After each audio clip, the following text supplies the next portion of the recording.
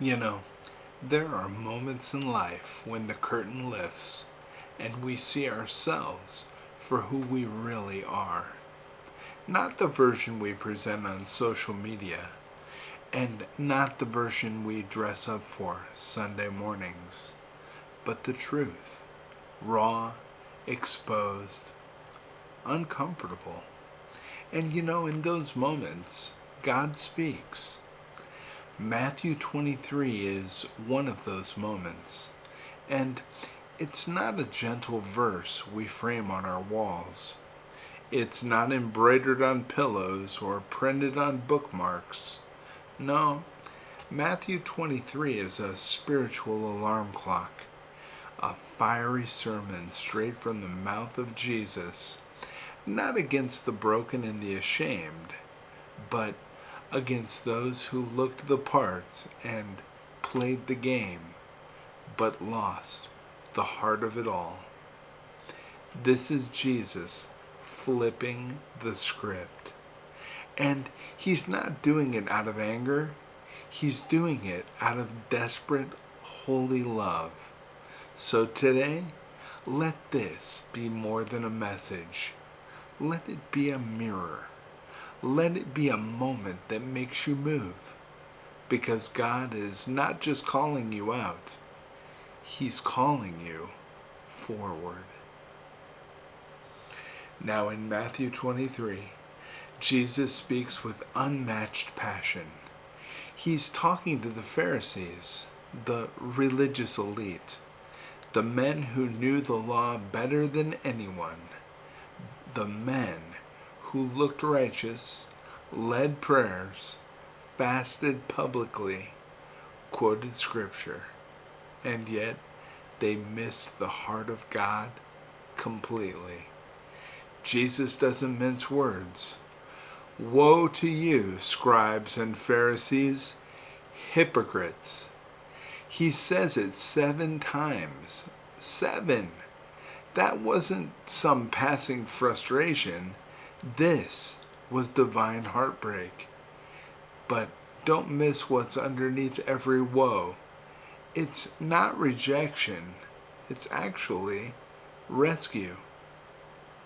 You see, the Pharisees wanted to be called rabbi, teacher, father. They loved the greetings, the head nods, the respect. But Jesus says, the greatest among you will be your servant. Now, you may have influence and you may have a following, but if your platform is built on pride instead of service, it will collapse. You were never meant to climb the ladder of religion.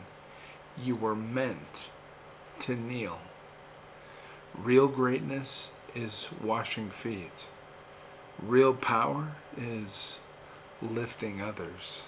And real leadership, well, that looks like Jesus on his knees, not a man on a pedestal.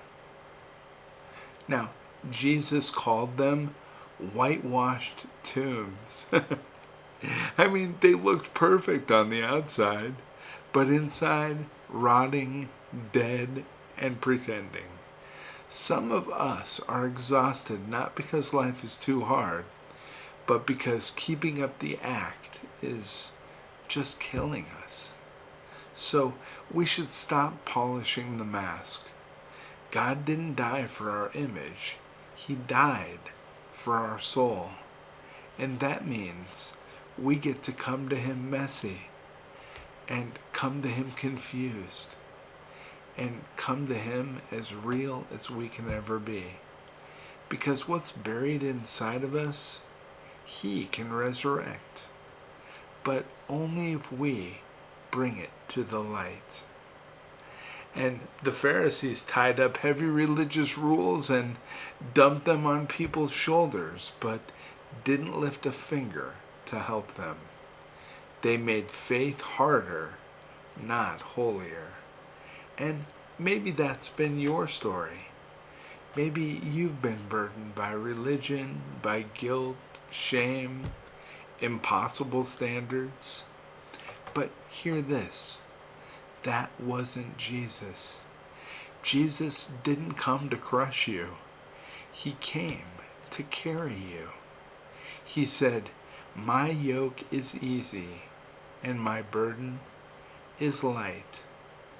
If it doesn't feel like rest, it might not be Jesus you're following.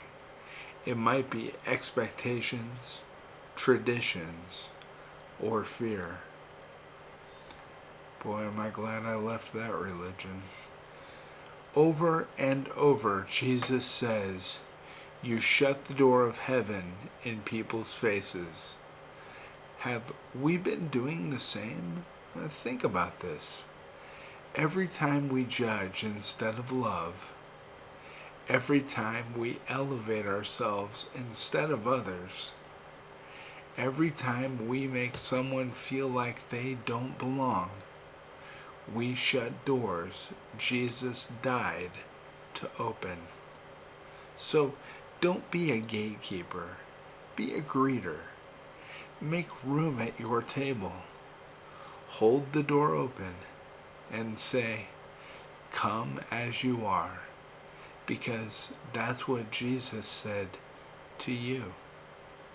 You know, the most powerful verse in Matthew 23 isn't a woe. It's a whisper of God's broken heart. He says, "O Jerusalem, Jerusalem, how often I wanted to gather your children together, like a mother hen gathers her chicks, but you were not willing."